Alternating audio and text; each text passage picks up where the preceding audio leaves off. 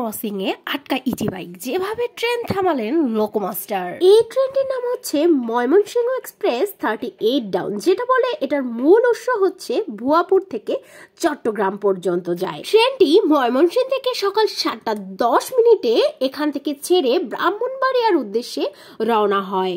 ঠিক তখন 2টার কাছাকাছি, তখন মাল লোডিং শেষ করে যথাসময়ে 2:10 সেখান থেকে ব্রাহ্মণবাড়িয়া স্টেশনটা ছেড়ে আকরার দিকে যাওয়া হয়।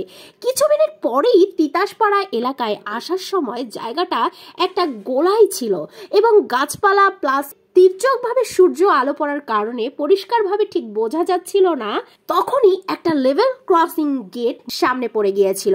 হঠাৎ করে ট্রেন চালক মাথা বাইরে দিলেই দেখতে পায় একটা ইজি বাইক আটকে আছে রেল ক্রসিং এ। তৎক্ষণাৎই লোকোমাস্টার আল্লাহু আকবার বলে ট্রেনটি থামিয়ে দেওয়ার চেষ্টা করে। এক সময় গিয়ে সে সফলভাবে ট্রেনটি থামিয়েও দিতে পারে। লোকোমাস্টারের এমন মহৎ কাজের জন্য সবাই তাকে বাহবা দিচ্ছে।